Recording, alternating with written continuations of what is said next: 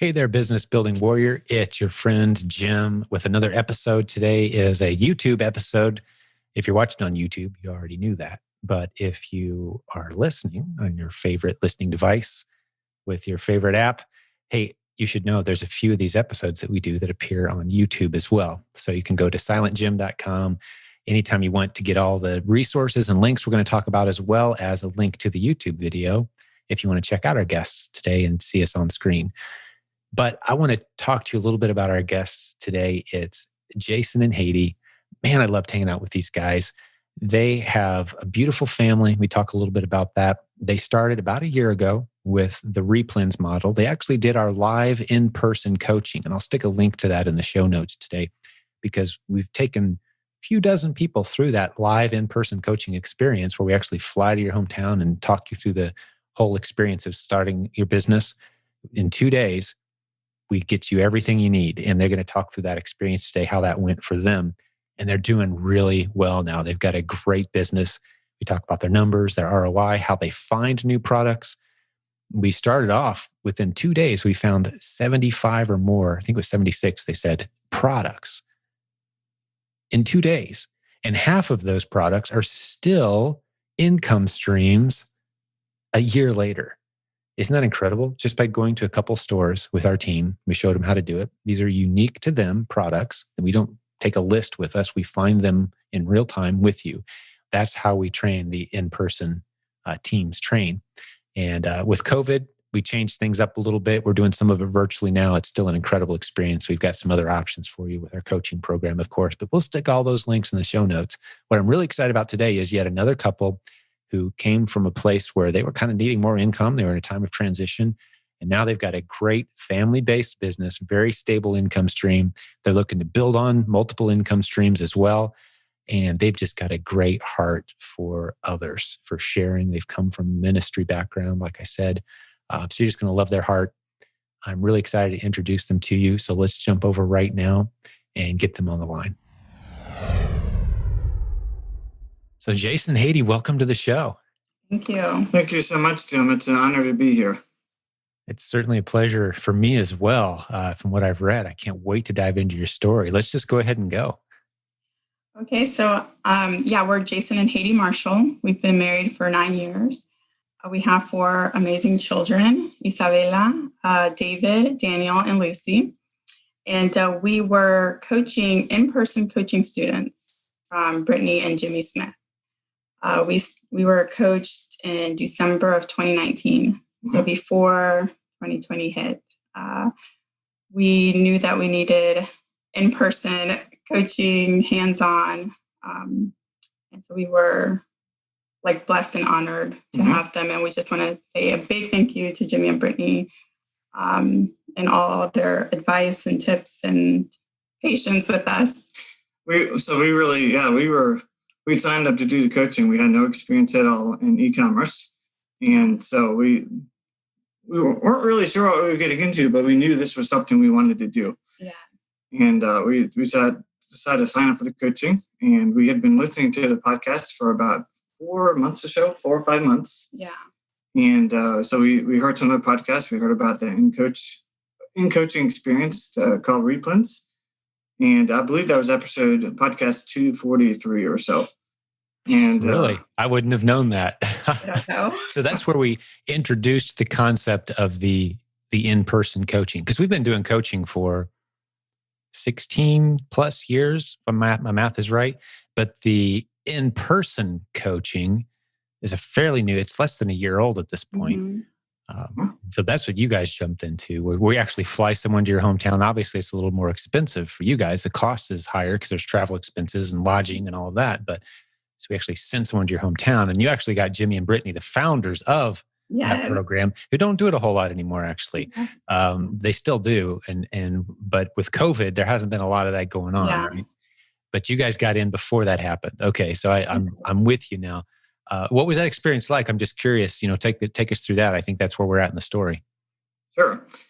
So we really we were considering the coaching, and so we flew them in here. And the first night they came in, we invited them to come out to dinner, and we decided we needed Chick-fil-A and Jimmy and Brittany come in, it was kind of, it's pretty surreal because here we are, we've heard these people on the podcast and we've seen them on screen. That's right. Very surreal, like being on the podcast here. And so they come in and we have dinner with them. We talk about what we're going to do. And there's just, we wanted to make sure it was a family experience. Yeah, I think that's the most important thing is like making this a family. So we had the kids with us. We gave them a little welcoming gift. And I remember, I believe, telling them that my goal is to be on the podcast. And really? Jimmy, I think, was like, yeah, you could totally be on the podcast. And I was like, okay, now I'm afraid. When you give a goal and then you get that fear of, oh, now I have to accomplish that goal. But here I am. Here we are. That's awesome. Well, I'm thrilled. I love to hear that people actually have that as a goal. And it still doesn't quite make sense to me why that would be a goal for someone, but I'm getting there. Because to me, this is just a big family and we share our stories. And why wouldn't you want to share your story? And hey, let's get out there and tell everybody. But I certainly appreciate that you guys considered it a goal that motivated you. That's fantastic. And hopefully that resonates with some other folks too. But it's just a conversation. Like I told you guys before we hit the record button, it's just a conversation between three people who are trying to build a business today. That's all it is. And we're going to share what's working and what's not, and where we stubbed our toe and bumped our head, and what's working well. That's all this podcast is about, is that journey. And we're doing it together. So I'm honored that you guys consider it something special. But I think the glitz and glamour wears off pretty fast when you realize, hey, we're all just warriors trying to do this thing, and we all make mistakes and stub our toes, like I said. And we live to see another day when things go wrong. It's a journey. But yeah, we'll keep us going. Okay. So the plan was that we would go ahead and then we'd spend a couple of days with Jimmy and Brittany. And the first day, we were going to go out sourcing and looking for products. And then the second day would be spent doing the shipping everything to Amazon. Mm-hmm. So our end goal was to basically establish a foundation for our business, our replens business, so that by the time we left, not only would we have products that we would be able to sell, we would also have the opportunity to basically repeat what they did with us, which is exactly what we did. Yeah. So like the first day we went to just like Dollar Tree, and I worked with Brittany, Jason worked with Jimmy, and we pulled out our smartphones and they just showed us what to plug in, what keywords to look for. It was very like slow, I'm like, can we go somewhere else? And Brittany's like, let's keep going. They're very like, we got to hit every product. Methodical, right? Yes, great tips. I mean, if you're new at it, you kind of just want to move on. Right. No, I'm not doing anything. Like, I'm bored with the mustard section. Can we please move on? And trust me, there's gold right here on the shelf in front of us, right? You just gotta look for it, right? Even scrolling through, she would say tips like, okay, if it's starting to look like this, now you can move on, or okay, keep going. So little things that I'll always remember when I'm sourcing on my own.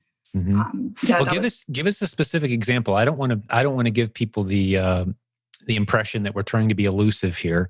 Yeah. Talk us through a specific example. I mean, you don't have to give us one of your best replens, but what did you type in? Why did you stand there so long? How many pages did you scroll through? I mean, just from your perspective, talk us through what it looked. And there's many ways to find replens. We're talking about the specific way right now of going to a retail store, standing in an aisle, and being willing to maybe put on some music and be in that same aisle for half an hour or 45 minutes. Or the longest I've heard is 4 hours in one aisle. But you get to the point where every 2 or 3 minutes, you're finding a replen once you're got a reasonable skill. Would you agree with that? Yes. So maybe not that fast for everybody, maybe 5, 7, 8 minutes. You're finding a new income stream for your business. Absolutely. Right there, brand name stuff on the shelf in front of you. Mm-hmm. So, but talk us through the reality. What's that entail? I was thinking maybe like just something like snacks, something easy like snacks from the dollar store. So we were there and she would show me like bundles or, like flipping through. So I think that would be I don't know if you can go. Yeah, I do. I do have a specific example. It's proven to be a lesson for replens that we currently do. We don't currently sell this product, but we were in the Dollar Tree section and we started looking at Oreos. And I'm thinking, well, no, Oreos are something that everybody goes to the store for, or you buy it. What's the point of sourcing this? But what I learned from that is, sometimes the packs of 6 or the packs of 12 or the packs of 3, I mean, there's really gold there in those products. And so we sourced a pack of golden Oreos there, and it did sell. We were happy to be able to source that product, but from that, I was able to learn that, hey, sometimes finding packs of 2 or 3 or even packs of 12 are really worth it. Right. Because we have a product right now that sells very consistently. That's a pack of 12 for a lot more than those Oreos sell. Yeah. You'd be amazed scrolling through a successful replen seller. I'm talking about somebody that has a 7-figure business, and you scroll through the products they're selling. It's everyday household names that you'd think the competition is so thick and heavy, there's an opportunity. And you'd be right if you're talking about the most popular ASIN for that product, right? Yep. We don't jump in there with the other 412 sellers selling one bag of Oreos. That's exactly right. At a 75-cent loss. Yeah. We're not going to do that. We're on page 4 with that ASIN that maybe only 100 people a day even see. Mm-hmm. And 3 of them buy it from the 3 of us who are selling it, right? That's where the money is in replens. And I never know how I'm going to present this when it might create an aha light bulb moment for someone. So I like to try to present it different ways on different episodes. And I'm hopefully the way we just presented it will make someone finally say, "Oh, I get it now. I get it now." That's my goal here. So you guys are standing in the aisle and you typed in Oreo because you're standing in the Oreo section, right? That's right. And you started scrolling. Pretty much nothing on page 1 jumped off the page. Everything's like, I would sell that at a loss, sell that at a loss. Suddenly up pops this listing where you're thinking, whoa, $12 for 2 bags and they're $1.50 each right here in front of me on the shelf? Like, what's up with that ASIN? And you research it using the strategy we show you. You jump into the Keepa chart, make sure it's legit, make sure it's not a one-time spike that's never going to happen again, right? You build a business selling that stuff. That's the replens model that we're building out. And yes, no exaggeration, we have many 7-figure sellers. And I don't know where you guys are at in your business right now. I'm excited to hear the numbers. I know we're going to get into that later, but I know you guys have done some incredible business very quickly with your account. So congratulations on that. But okay, keep us going through the experience. So you spent a day at the stores, you kind of partnered up and split up. What'd you come away with that first day? Okay, so that first day, we walked away with 76 replens. And so that people understand the success of what we did. A year later, we're continuing to source 36 of those products. Even 1 year later, we're still sourcing all these products. We're continuing to sell these over and over again. That's incredible. So over half the products you found that first day are still income streams for you. That's correct. Approximately half. Yep. I've never heard it put that way, but I love how you just couched it for the math geeks and the nerds. Like, well, how long are these income streams going to last? So this. When did you say it was December?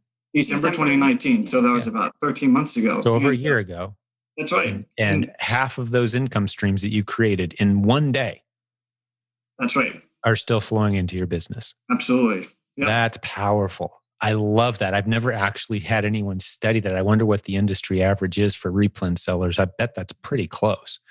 About half of your stuff's going to last more than 9 months or a year or so. The other half at some point will fizzle out possibly, and it'll be easy to tell when that happens and you'll stop selling it. Don't sell stuff at a loss. That's rule number 1 of staying in business, right? That's right. Yes. Don't marry any product. Just, let it work for you and then let it go if it doesn't. And the other thing I would say about, don't despise small beginnings. The reason I remember those Oreos is when we walked out of that Dollar Tree, all 4 of us were sourcing. Out of the 17 products that we found at the Dollar Tree, I found one of those. This is the Oreos. And it ended up being something we didn't sell very much of. But it didn't matter because we were all working together. We were all sourcing for the products. And of course, later that day, we found most of our products that we would end up selling on a consistent basis. And there's a few of those products that we sell quite often. Yeah. And I don't want to breeze past another number that you guys threw out too. I'm trying to listen through the ears of someone who's fairly new to this community, new to this podcast. It sounds completely counterintuitive to say that we can work with you and help you find 50, 70 products in a single day that are profitable income streams, repeat, easy sell, just go buy it off the list. It's not like you have to scurry around town and search for clearance items before everybody else gets there. Doesn't matter what time you go to the store. We're talking about stuff that's on the shelf every day, sitting there. Anyone can buy it. From time to time, it's on sale, and you think, "Oh, score!" Right? But you're not waiting for the sale. No. You're buying it at full retail price, and you're building a business around that. You can hire shoppers to go do it, and you can hire preppers to prep if you want, or you can do it as a family. It doesn't matter how you handle that part of your business. Just depends on how much of it you want to do yourself. But it's a beautiful model, and the fact that you can find 70 income streams in a single day. It makes me feel like we need to charge about 3 times more than we do because knowing what you know now kind of puts you guys on the spot. Knowing what you know now, what's the high end that you would have been willing to pay to be put down to the road that you're on now? Does that question make sense? Like, I'm not sure what you guys paid. I can't remember what it was somewhere between 6,000 and 8,000, if I remember correctly, for the alignment, something like that. Had you knew where you'd be right now, what would you have been willing to pay that day? Does that question make sense? Yes, it does. Probably twice that, at least twice that. Yeah. Yeah, because if you really think about the investment you're making, you got to think long term. You can't think just in the moment. You've got to think the big picture of what it is that you're trying to build. Right. Exactly. The opportunity cost of not having done that day. Where would you guys be right now with your business? Now, you may have figured it out, maybe a little more slowly, and that's fine. Yeah. I love slow and steady progress, and I'm sure that's what you guys have been doing ever since then. How many replens do you have now, by the way? Okay, so currently we're keeping active just over 400 replens. So we have about 414 replens on our list. Of those 414 replens, we're able to stay active about between 275 to 350 replens at this point. Recently, it's been on the low end of that number just because we're selling so fast right now. We just can't keep up with it. Yeah. It's a good problem to have, isn't it? I look at our list of replens, and sometimes it creeps up on 40% or more that are sitting at 0. And I just know that there are $10 bills sitting on the shelves all around town. I just got to get someone to go out and grab them for me. And then once I grab them, I got to get someone to ship it in for me. It's a good problem to have because the supply is so, I say the demand is so outpacing the supply on the shelves of Amazon right now. Absolutely. Most of our good replens, tell me if this is true or not, we're one of only a tiny handful of sellers. I mean, I'm not afraid of being in there with 10, 20, 30 other sellers if it's selling 100 units a month, right? That means we're going to sell 3, Absolutely. 5, 7. We have a few that are probably 30 or 35 sellers on it, and we're still selling lots of them. Exactly. That's sometimes a great sign. Right? The buy box is rotating and you get your few sales every week, and so does everybody else at a nice ROI and full retail price. Absolutely. Those deals are everywhere. That's what I try to convince people. And sometimes it just doesn't seem real because they're looking for that one perfect product or that one sale or discount or that coupon. Or if I rush to the store and beat everybody and clear the shelf of that product, I can make some money. It's like, that's fun. And I'm not going to walk past, some $10 bills sitting in the clearance aisle. I'll grab them, sure. But that's not the exciting part of this business. That's not a new income stream. That's a one-time. It's equivalent of walking past a yard sale and going, "Oh, wow, I could sell that for $100 and it's sitting there for 20." That's exciting, but it's not a sustainable business model that you could sell someday, that you can turn over to a team, that you could take a break from for 3 months and the income keeps right on rolling. Replens is that. That's the difference. All right, so you guys you found 70 the first day approximately. You've got over 400 now. You're selling about 70% of those on a regular basis, just trying to keep stocked, right? Absolutely. Go into some numbers. Yeah, so one of the things we did was as soon as they left, we knew that we had to repeat the same process over again as soon as Sumi and Brittany were gone. And so the very next day after they flew out of town, we went back to our local retail store. And we started sourcing more products. And in that time, we were able to find, by the end of that month, we found 25 more replens. And that mostly before Christmas. And of those 25 replens, actually one of them is our best-selling product today. We've sold... Really? Yeah. So the day after they left, you went and found a replen that was even better than the ones they had found. Yes, absolutely. Because once you know Have you found that they almost jump off the shelf at you now? Sometimes, sometimes that's the case. Yeah. Like, before you even do your research, like, that's a winner. I'm going to be buying 12 of those and testing it. I just know. And you do your research, and sure enough, you were right. Absolutely. And it's also just having that like mindset of like, okay, I'm going to walk away with 10 refunds during my time. Yeah. And so you just have that goal and your mindset, and then that also helps. Yep. And I found a lot of times when I'll put a number like that in my head, and I'll go out for my 4 or 5 hours. I'm thinking, okay, I'm not quitting until the stores are closed or I've got my 12. And that 12th one, so many times, is the golden nugget that I'm so glad I stuck around and found. We just sold 2 of one that we're testing. I just got off the phone with my team.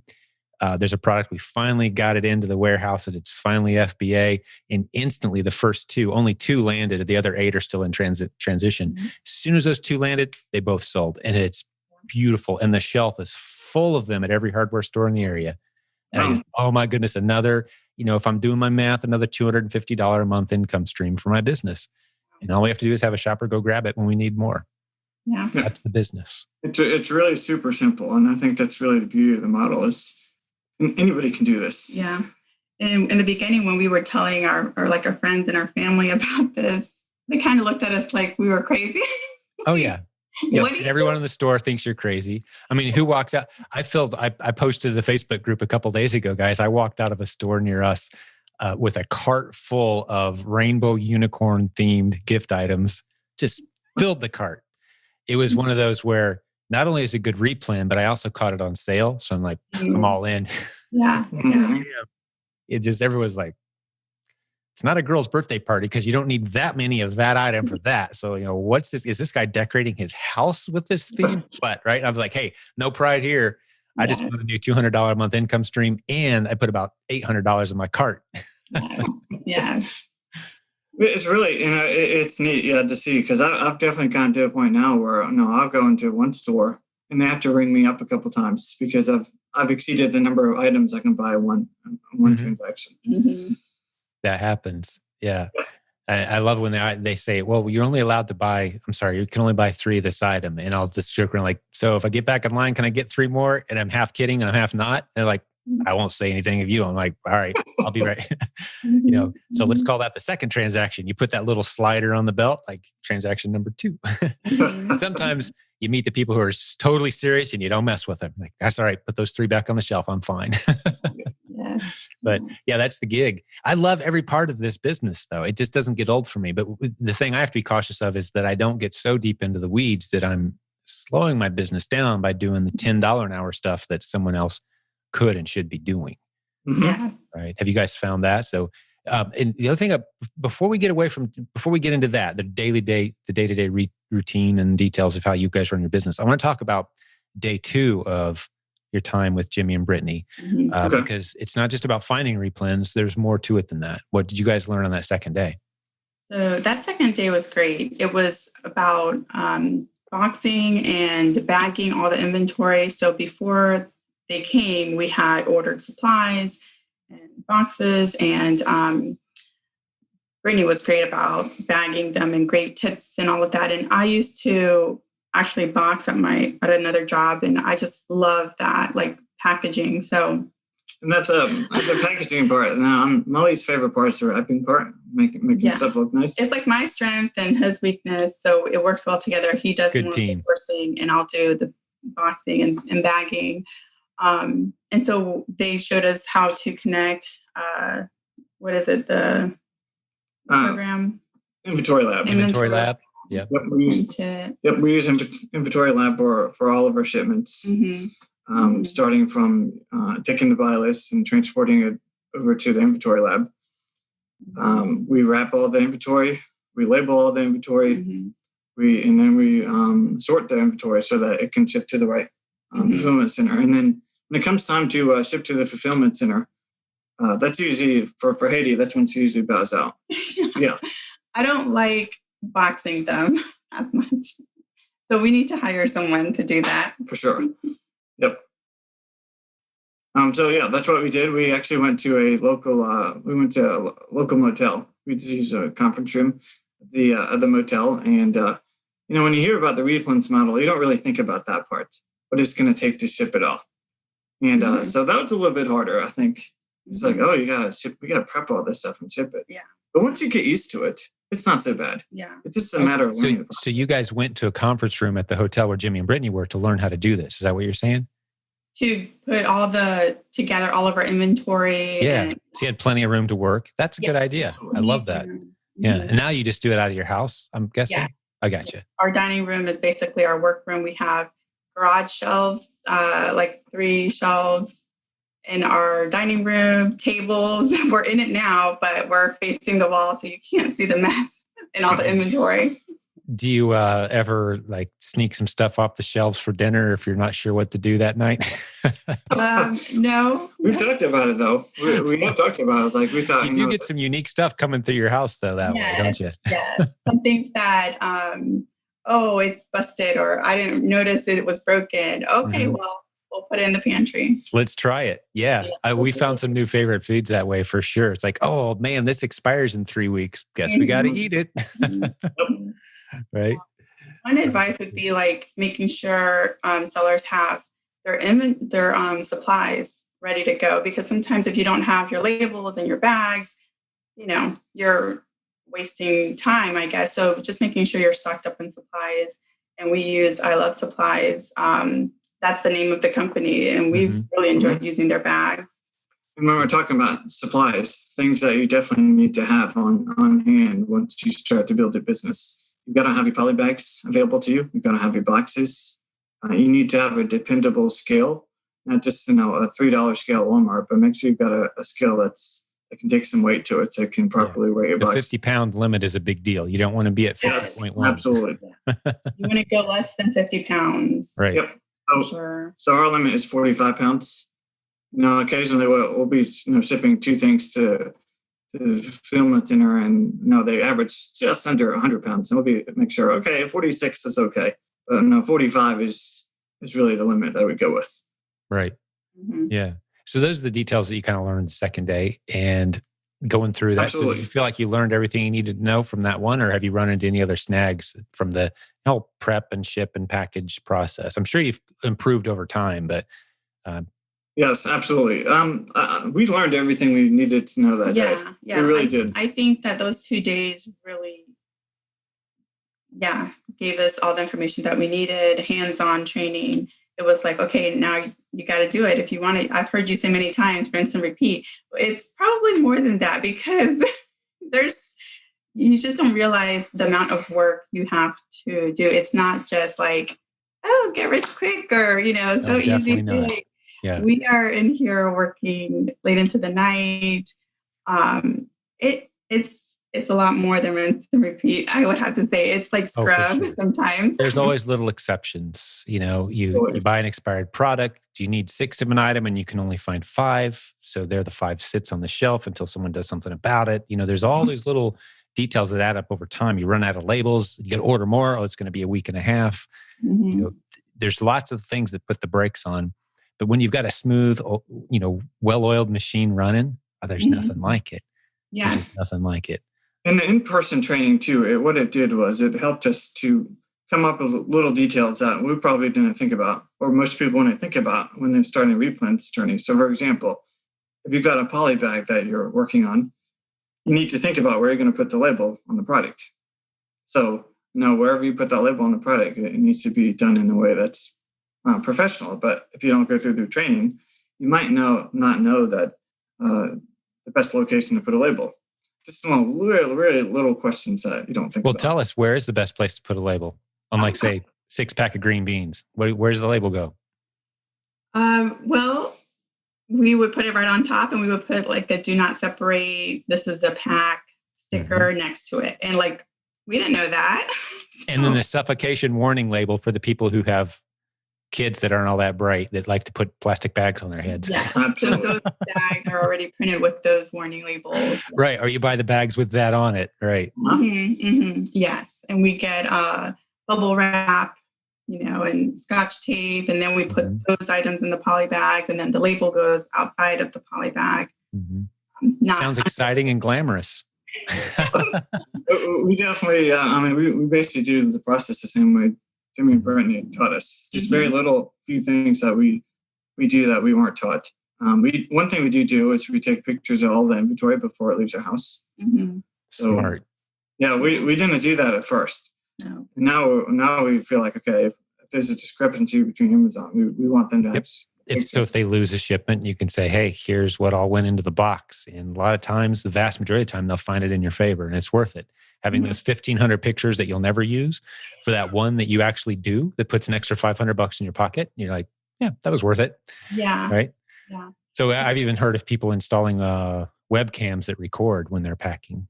Oh, wow. And they can just go back to the timestamp on the, so they save, several months at a time, I guess, of video. We don't do that.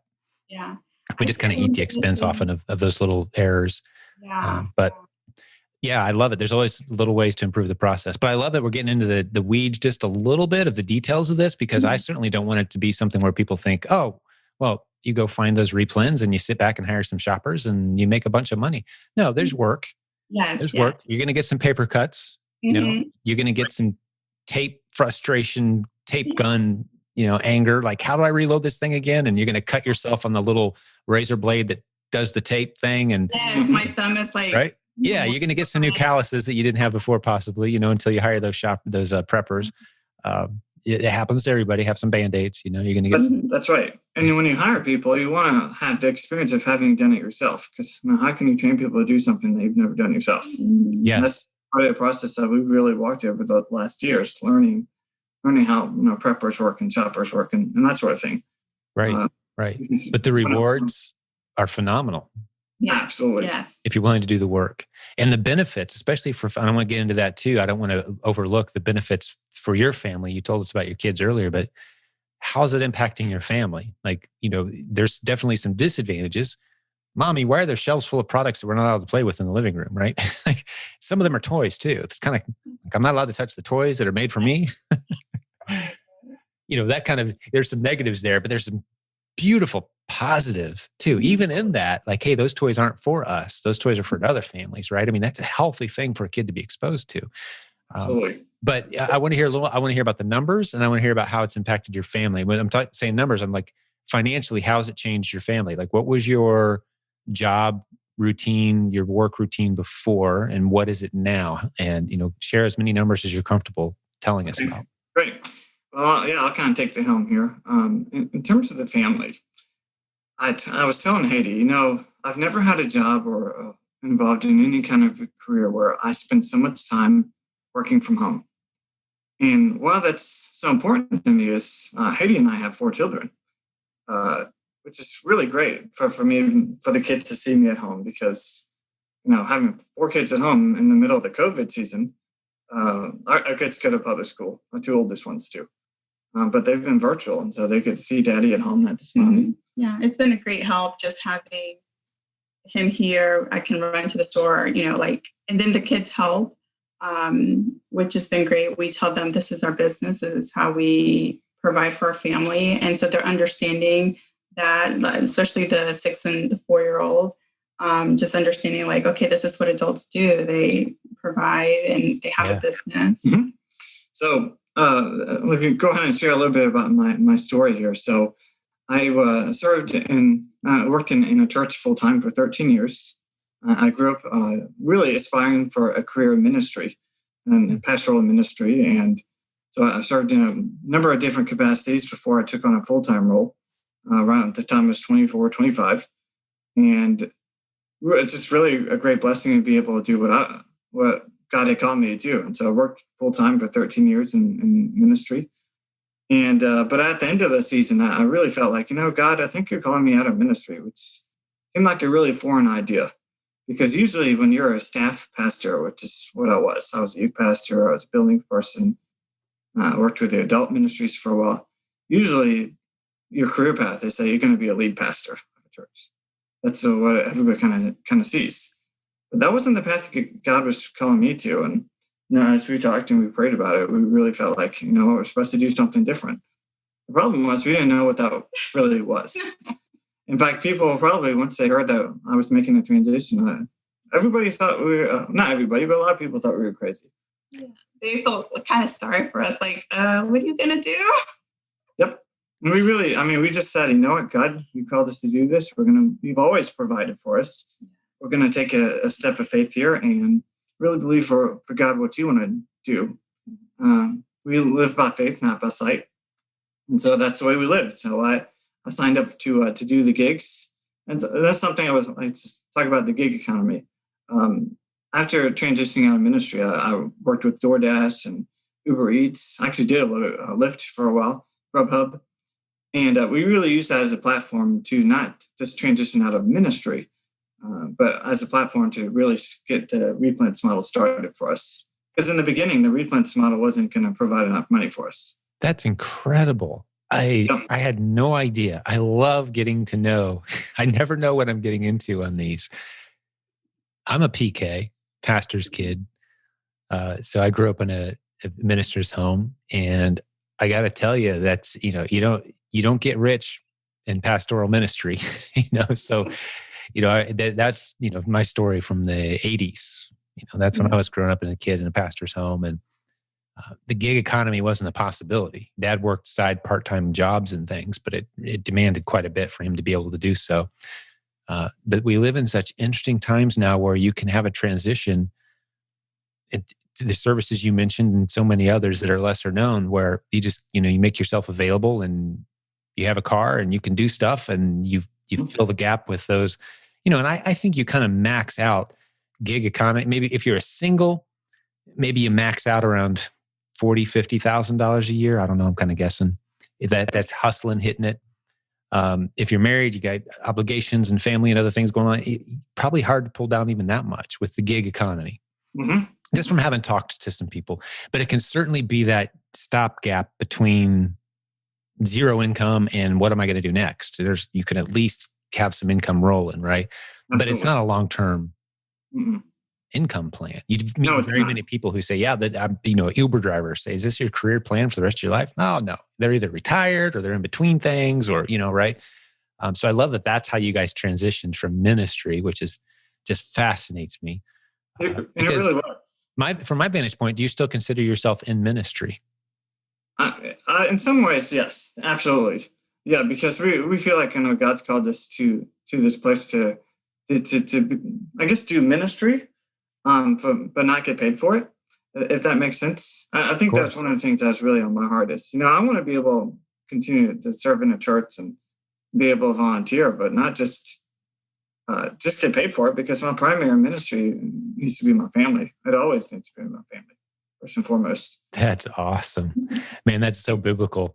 It really is. Nothing against getting paid to be in ministry. I mean, they're underpaid for the value they provide, ministers, but there's something really awesome from an entrepreneurial heart saying, hey, my first commitment is my walk with God. Next, it's my spouse. Next, it's my kids. And then I've got this business that enables me to spend my time and my energy building those relationships.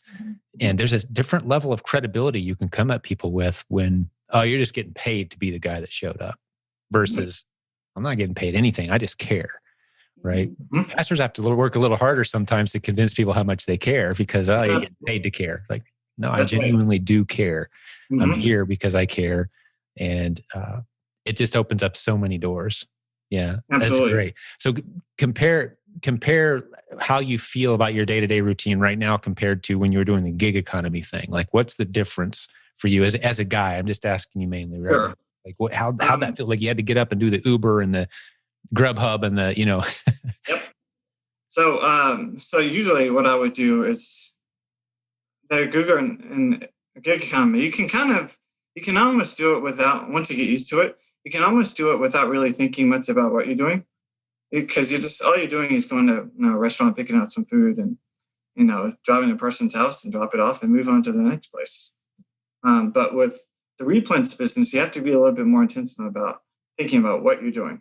Because the big difference is you're building skills that you can use, not just in a job setting. You're building skills that you can use, people skills. You're using building relationships with other people. Right. Another thing, of course, is I can be at home. gig economy, I can't make any money sitting at home. I got to drive around and put lots of wear and tear on my car. Which I went through a vehicle during the gig economy. Really? Absolutely. It wore your car down. Yeah, because you put on quite a few miles on it. You have to factor that in. Absolutely. So yeah, it was, but I still do it a little bit. I keep my account open as a possible stream of income because I never know. Amazon can shut down the account or suspend my account. I've got to have an income stream of some kind. What difference have you noticed, Haiti, in just your family dynamics between ministry and then the gig phase and then where you're at now? Well, ministry, he was definitely always busy outside of the home a lot. And then during the gig economy or gig time, I was also doing my own thing. I was a nanny. I was working as a postpartum doula. So we were both hustling. We were both working. On the go. Yes, on the go a lot. The kids were so blessed. My parents live like 10 minutes away. And so they're able to see the children.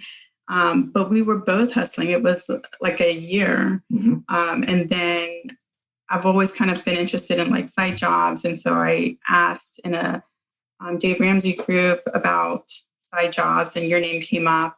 And then we started listening to the podcast. Yes. I love to hear that. Yeah, we get a lot of people from the Dave Ramsey community. Yeah. And so I started my own like kind of research on YouTube and looking into it. And then,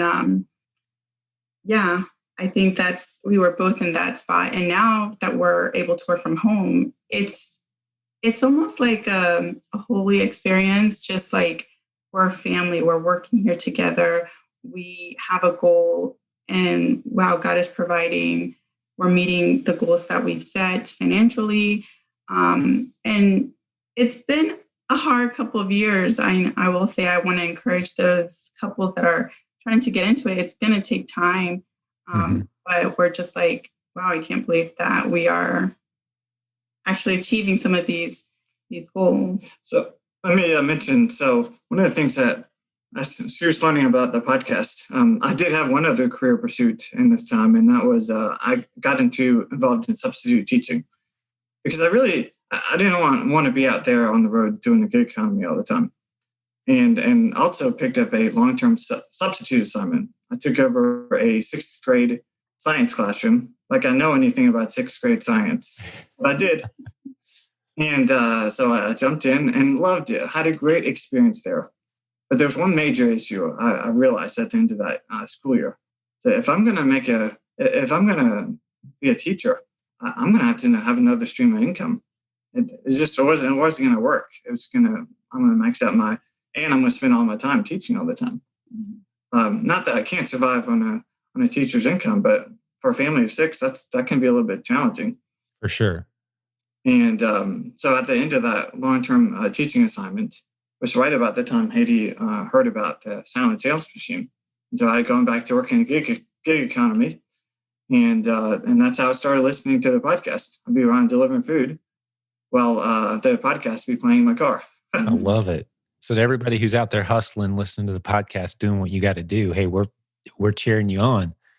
Carve out a little time to start building something that can put you under the same roof as your family, live life at a slightly different pace. Would you agree? Life has a different pace right now?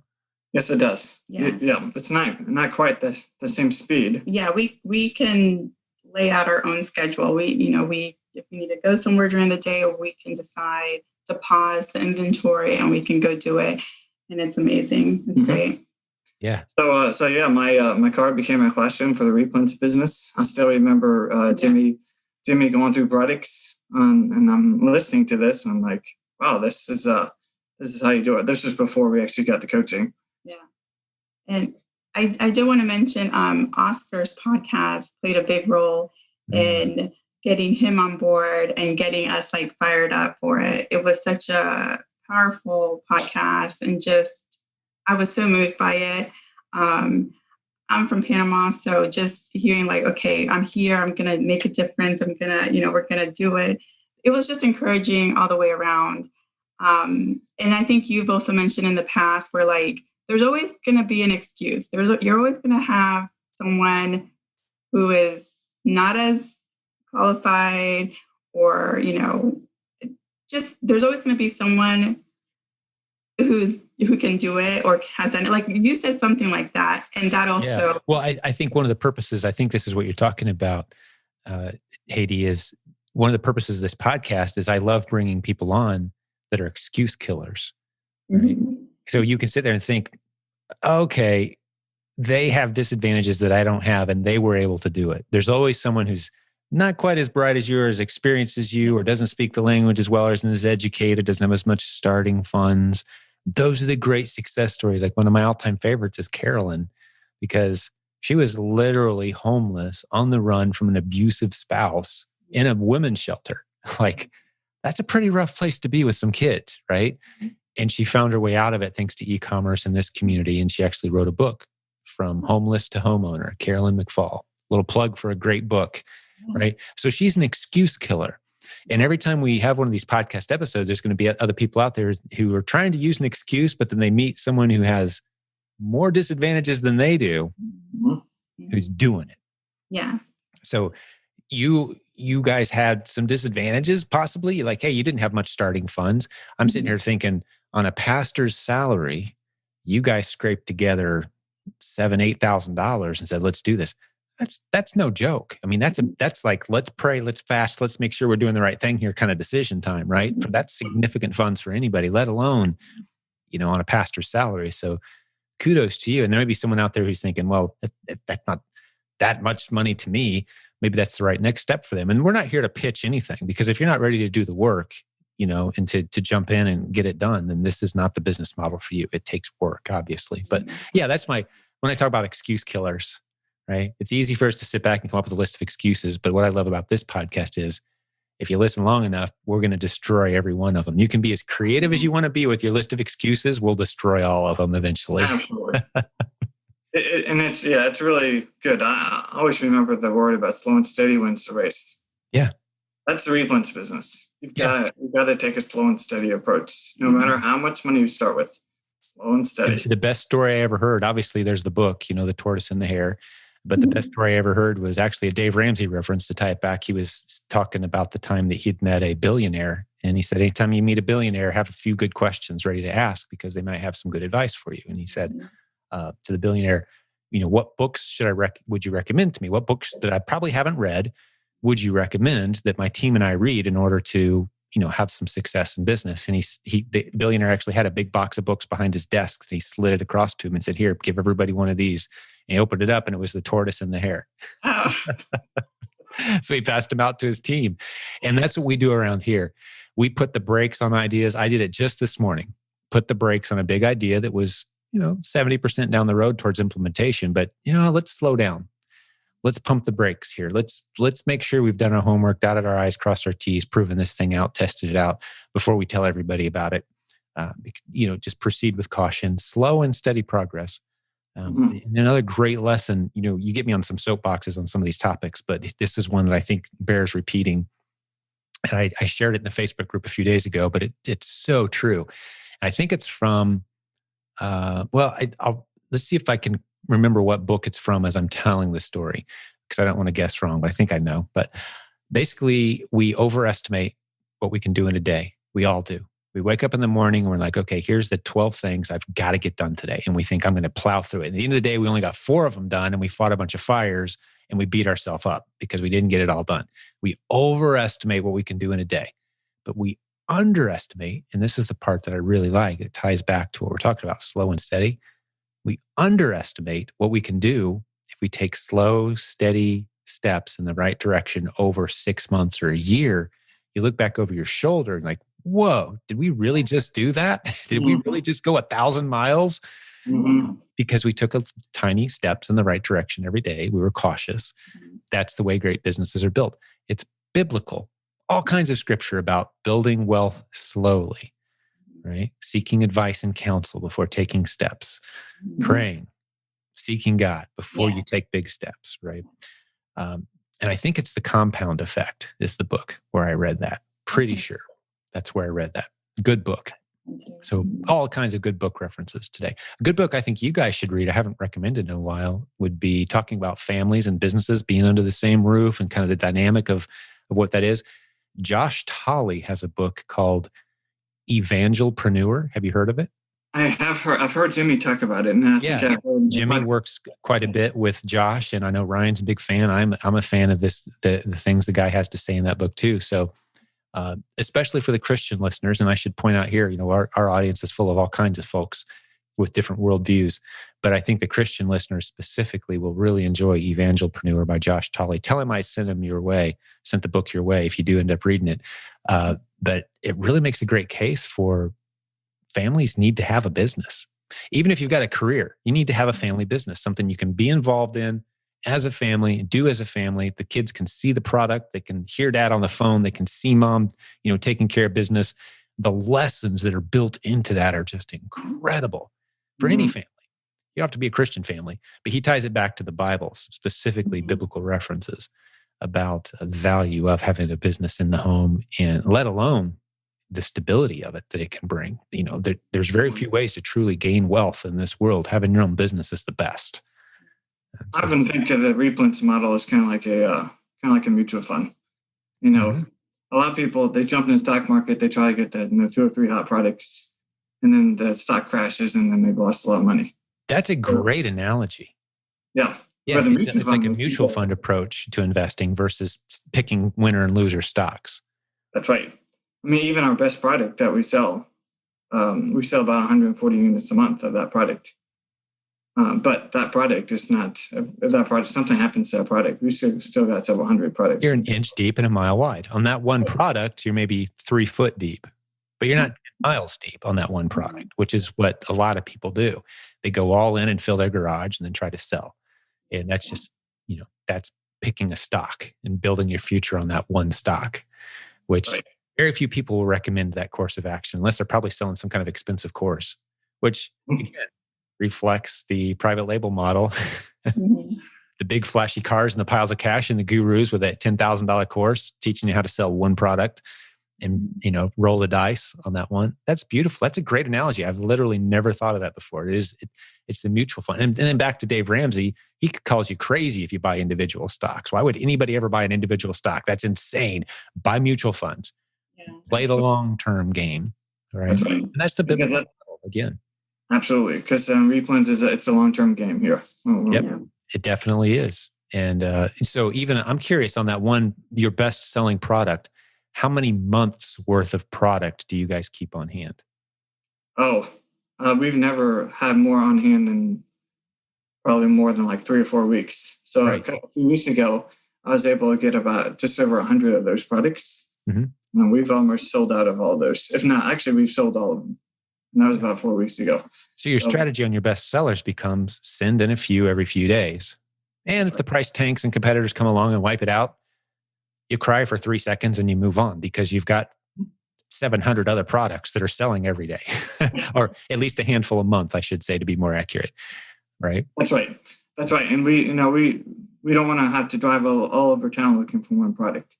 Right. And so, if we run out of that product, then we'll just work on getting other products that we need, and we'll come back to it next week. Yeah. That's right. That's right. Are you guys doing anything on any other platforms besides Amazon? You talked about, the seeking that stability of multiple income streams. You talked about that a little bit. Are you guys on eBay, for example, doing anything there yet? No. We one of the things one of our goals for 2021 is definitely we need to hire staff. We've got to hire somebody. Yeah. Right. So you're not there yet. It's just the family is the team right now. Right. Gotcha. Yep. We want to look into wholesale and getting into the Legends group and kind of getting advice from them, maybe. So you guys aren't in the Legends group? No. I'll stick a link. That's our very next step after this podcast. I will stick a link in the show notes today for those who don't know what Legends is. So I'm not going to do a big promo, but I would love to gift you guys 6 months access in there. I know Ryan, he'll back me up on this for being a guest today. It'll get you guys in there. That is a phenomenal group. provenamazoncourse.com/legends. And it's like a family atmosphere in there where they really, it's a smaller group. We have our 60,000 member Facebook group, and that's kind of come one, come all. You never know what you're going to get. We talk about all kinds of income streams all day, every day. In the Legends group, really dial it down. It's basically arbitrage strategies, and a lot of families doing it as a family. A really solid culture that's just, that you get from a smaller group of people who are kind of focused in on replens and arbitrage and that sort of thing. A lot of tools that are specific to that group so great. I'd love to get you guys 6 months. If I forget to do that, please ping me. Okay. Thank you so much. Yeah. As a thank you for being on the show today. That I think that would be a really cool thing for you guys to experience. We haven't shared any dollar figure numbers yet. Great. I want to hear, whatever you're comfortable with. Again, there's never any pressure here, but talk us through the parts you're comfortable with on, where you started that first day you found 76 items. Okay. So what'd that mean in the bank account a few months later? Talk us through this. Okay, great. So one of the things we want to make sure we highlight is we're talking through these numbers. It's not just what our sales numbers look like, but what our profits look like. ROI. Yeah. Yes, that's right. So ROI is return on investment. For those of you listening don't know what ROI is. If you don't know, it's okay. I had no idea at first either. Usually I'm the one that has to keep an ear out for the acronyms. So I love when the guests do it for me. So that first month we sold, we had $1,329 in sales in December of 2019. We jumped up pretty quickly. We jumped up to about 4,000 in sales that very next month. And then we jumped to about just over 5,000 in February. And then COVID happened. COVID happened in March. And next thing we know, our sales jumped up to about $12,000 that month. And it was a real the first real big turning point in our business. Up until that point, we were making a little bit of money. We weren't really making money until March, April timeframe, when we started turning 5 digits.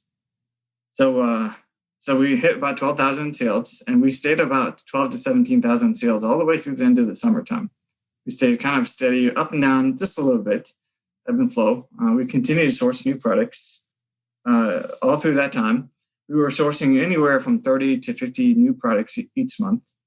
Our high watermark during that time was April. We sourced 50 new products in April. Let's see here. It looks like we had 45 in January, 32 in February, 48 in March. So you are a record keeper. I love it. Yeah, he's a numbers guy. That's why this business is so great. He's a numbers guy. I'm like, I don't know what numbers they are. Oh, that's one year, not the other for me. God does that. He puts numbers people with artists, right? Well, I remember reaching out to Jimmy like in June and saying, Jimmy, our sales aren't really growing, but we're doing the best we can. We're going to keep going and see where this goes at the end of the year. And he was very encouraging. He said, no, just keep at it. Of course, I didn't realize the summertime can be kind of slow, but for us, we were steady, which now we know that was really good for us to stay steady where we were. For sure. So something else I love about replens, the model is very little of it's seasonal. We don't get excited about the Christmas special Oreo red green bags, for example. We might grab some and sell them and make some money, sure. But we want stuff that's going to sell year round. And I love that you said over half of those replens that you found a year ago, just been nice, steady year-round sellers, right? Yep. I mean, it's screwdrivers and sandpaper and, baby food in a 3-pack and stuff that just sells year-round. It's not the seasonal spike up and down Easter bundles. That's great. Get excited about it. Do it if you have the time. But the replens model is, I'm going to sell 5 this month and next month and next month and next month until competitors come along and decide, to drive the price down somehow. I'm going to sell about the same every month of this product. And it's boring. It's a pretty boring catalog. If you make a catalog of your replens and try to get people to shop out of your catalog, it'd be the most random, boring catalog of products ever, right? So August came around and the school called me that's done a long-term substitution. Yep, that's right. And said, hey, we need somebody like right away.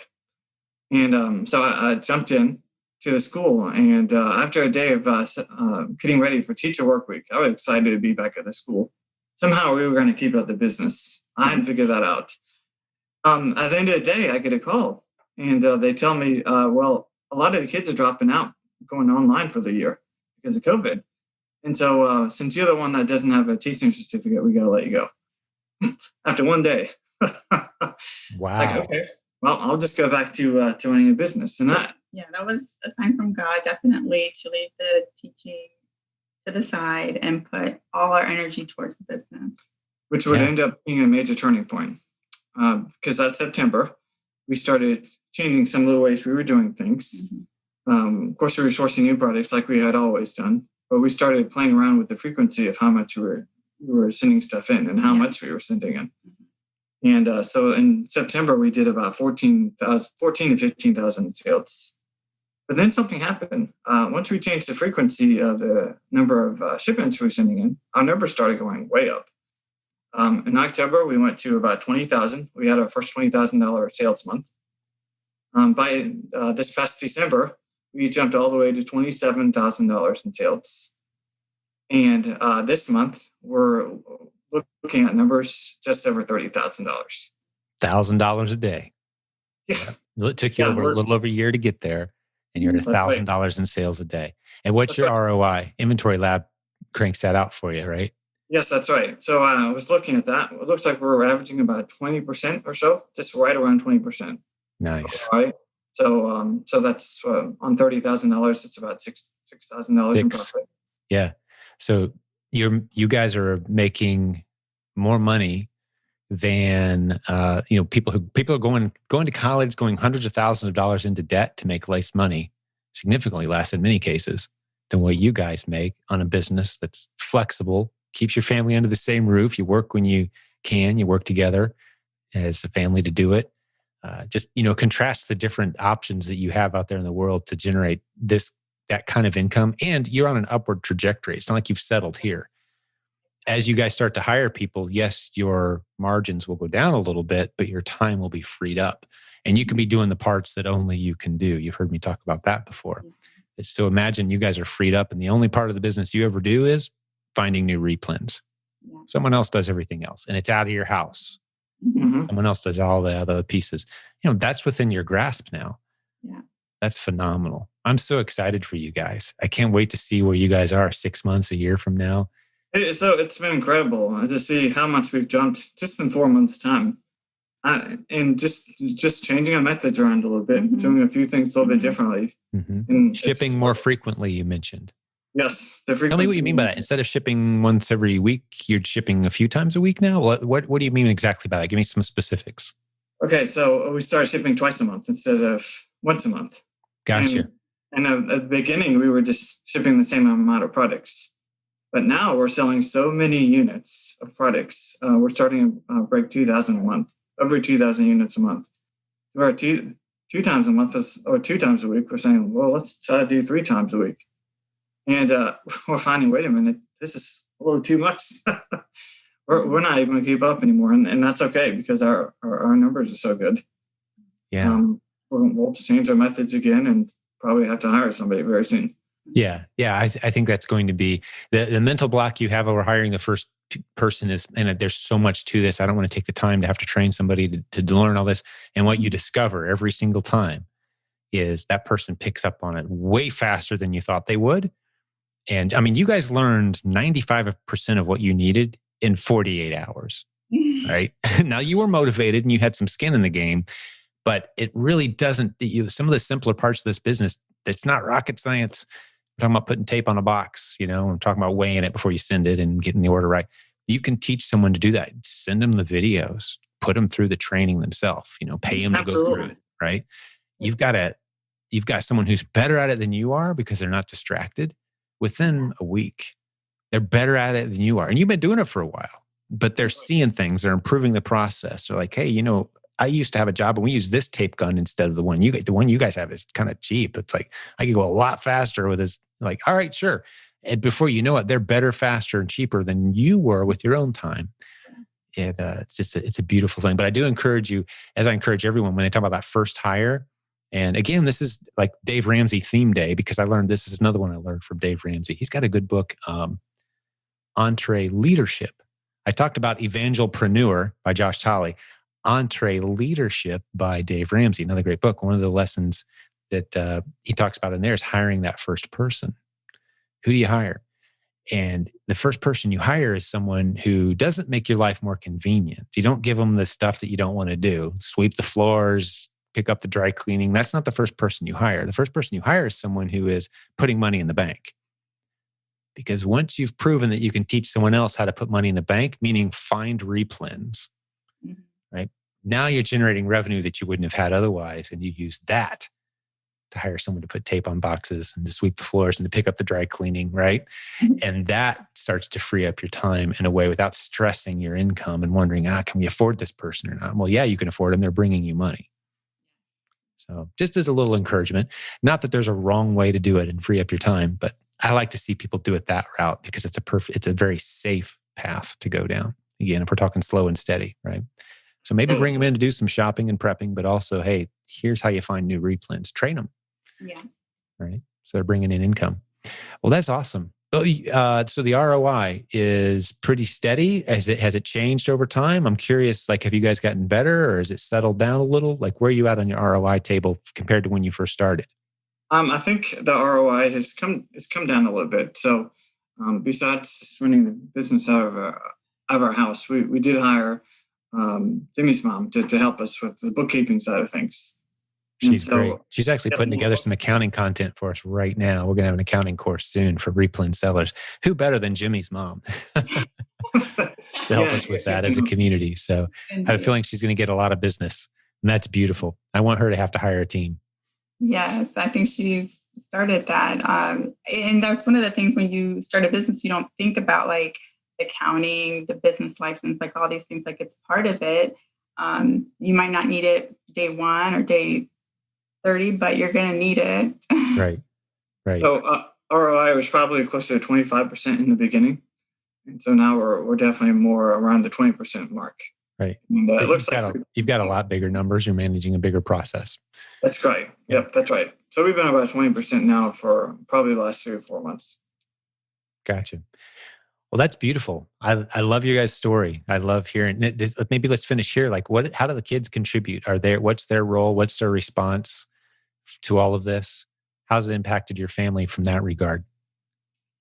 Well, our teenager, she's 16. Well, she'll be 16 next week. I think for her, it's just eye-opening, like, okay, we're doing better financially, because of this business, and our parents are both at home. I think she hasn't said it, but I think she's just able to see, like, this is a blessing. This is a good thing.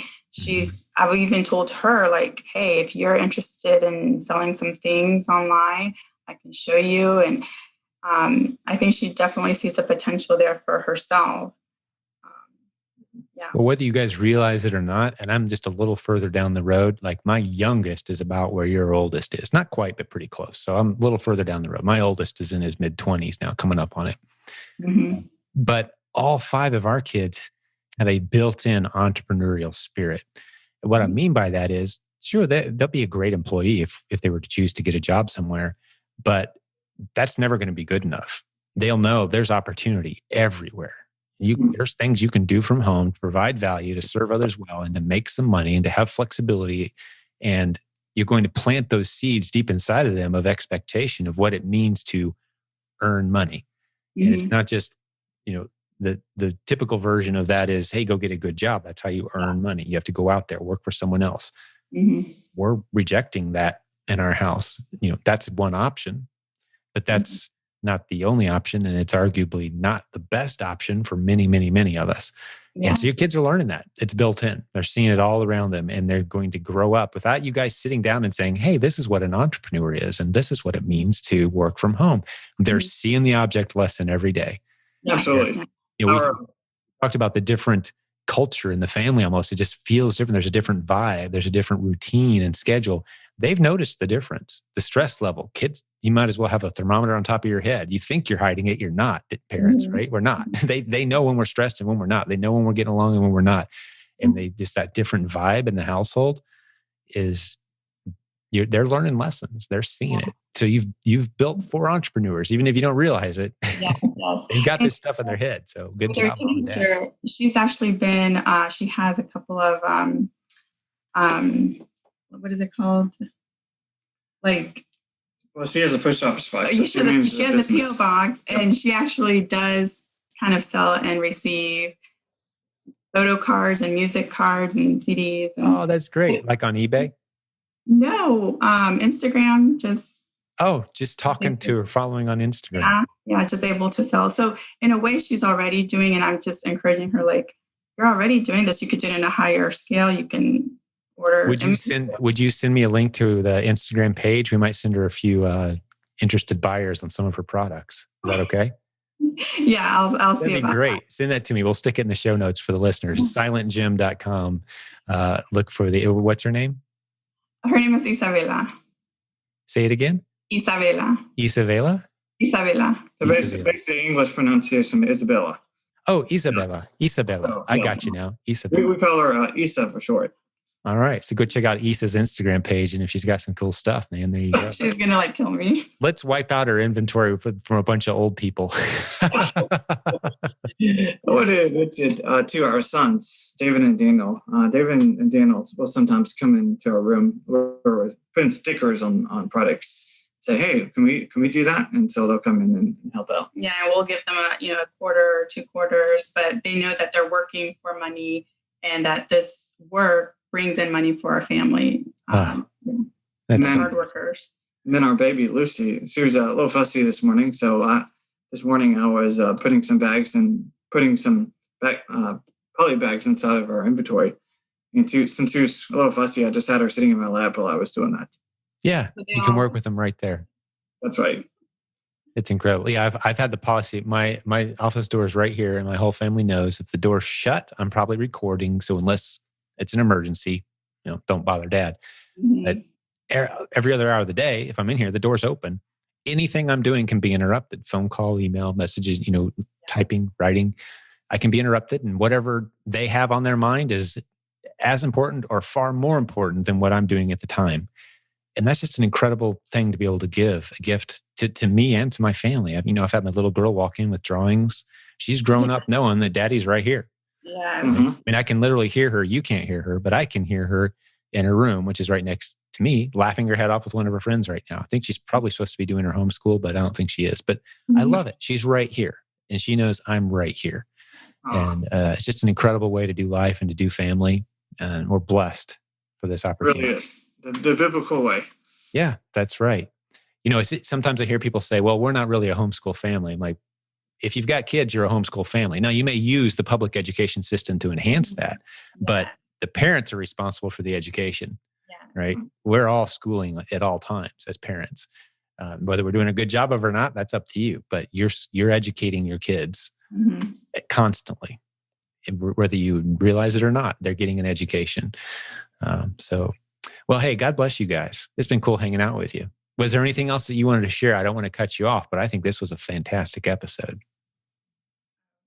Well, we're just so grateful for this time with you, and to encourage, hopefully, many, many listeners, if they are starting this business with their partner, with their husband or wife, be patient with each other, work together, work in your strength, and let your partner work in their strength, and you're working towards the same goal. Encourage each other, listen to podcasts. It's definitely doable. We're definitely want to encourage those that are working together as a couple. Well, I would love to see, I'm sitting here and enjoying hanging out with you guys. I wish it could be in real life. Because you just got such a vibe, such a servant's heart. You've been in ministry. You know what it means to care for others and to show that empathy and to really care, to try to get them to a better place in their spiritual walk, physical, financial, in every way, helping people live a better life. That's what ministry is. You guys just it comes out of everything that you do and say. And I can tell that you guys have leadership written all over you. I can't wait to see these other income streams. I think they're going to come from leadership roles.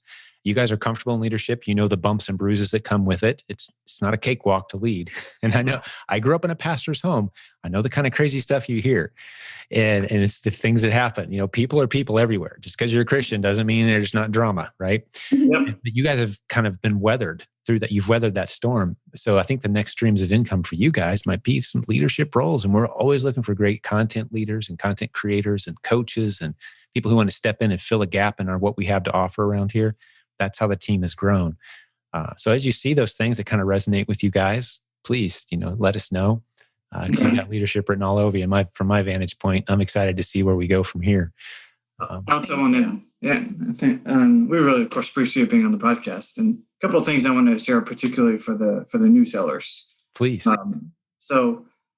As small groups pastor, one of the persons I used to listen a lot to was Pastor Steve Clayton. He's a small groups pastor at Saddleback. Steve Clayton says that everyone has 168 hours a week. And so I would like to encourage anyone who's starting out in this business. You do have time to start this business. It's a matter what you do with the hours that you have. That's good. Yeah. So you don't have to look too long to find things you're like, I could cut that out. And Netflix, I've been on a mission lately. If you're watching Netflix, I'm talking about Annie, and you're saying to yourself, I don't have time to do this business. Get rid of Netflix, turn it off, shut it down, unsubscribe, get that thing out of your house and start making some money. You will thank me 6 months from now. I haven't had one person yet say, Jim, I'm so angry you made me turn off Netflix 6 months ago and do this business. Not one. You don't realize how many hours you're spending watching Netflix or whatever it is, Disney Plus or whatever it might be. So, the other thing I would say is in 2 Corinthians 5:7, it says that we live by faith, not by sight. And there's definitely this thing that you hear in circles about, the opposite of faith is fear. But as our pastor was teaching a few weeks ago, you were saying, it's probably the opposite of faith is probably not fear, it's sight. It's what you see. Because a lot of times we let what we see keep us from walking in faith. Because we see something, we have a perspective of, I'm scared now. And then we don't do it because we're scared about what the potential risks might be or what's going to happen. And we've got to walk through the storm. We got to walk through the fear. That's how we build our faith.